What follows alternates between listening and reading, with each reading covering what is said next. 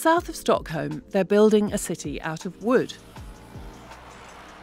One that will eventually have some 7,000 office spaces, restaurants, shops and 2,000 homes. We just had the delivery of all the timber framing for the next level, and at the end of next week we will have another floor. The first part of the development will be completed next year, in what is the largest urban mass timber project in the world. Mass timber is essentially wood held together in layers by glue, nails or dowels.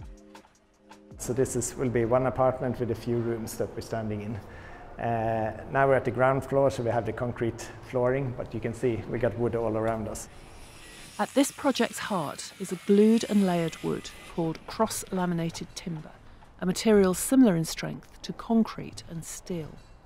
And we can see quite well here that we've got 1, 2, 3, 4, 5 layers of cross-laminate. Exactly. And that's what gives the strength for the building. There were some real technological breakthroughs towards the end of the 20th century, ability to really good glues that we can now cut these large pieces of timber very accurately. And so your timber building becomes a giant piece of flat pack furniture. And what that gives you is real speed of construction, labour savings, cost savings, and suddenly timber can compete with other construction materials. Using wood is generally considered more sustainable than steel and concrete.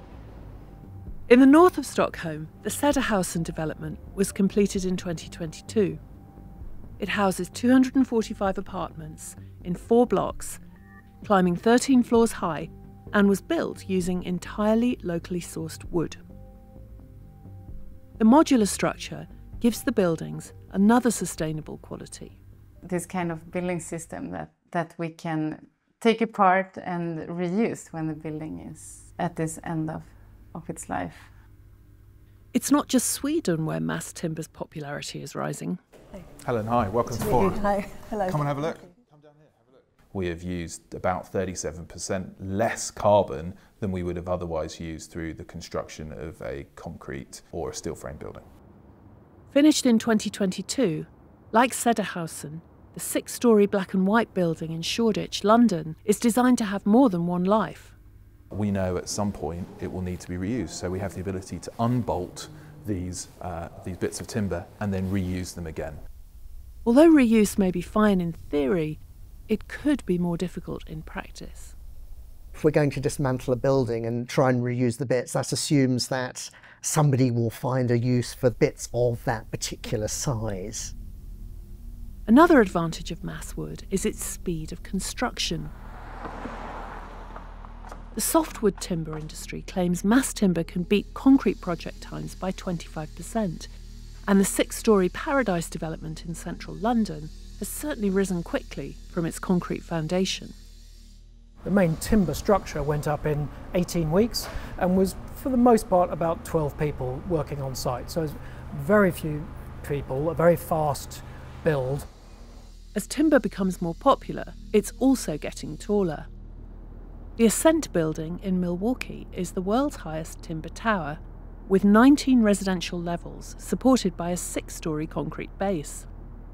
Most of the elements are fairly similar, whether you're doing a medium-sized building or a very tall building. This is going to be a very fast-evolving industry.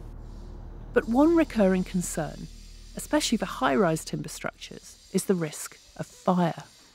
To use timber in taller structures, there is still a lot of research underway, and that's because it is a combustible material.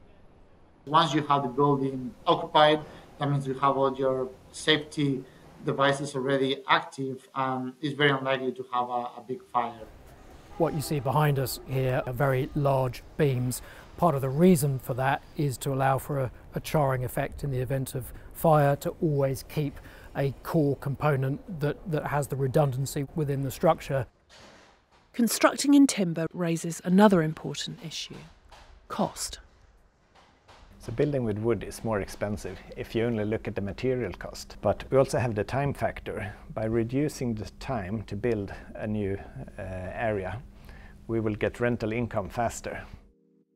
It still only makes up a fraction of construction, but global demand for mass timber materials is projected to almost double over the next 5 years.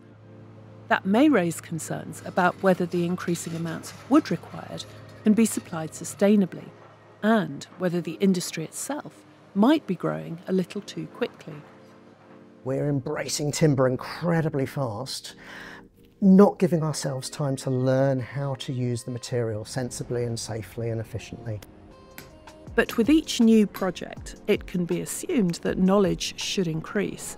And as it does, it's likely that mass timber's unique allure as a building material will only grow.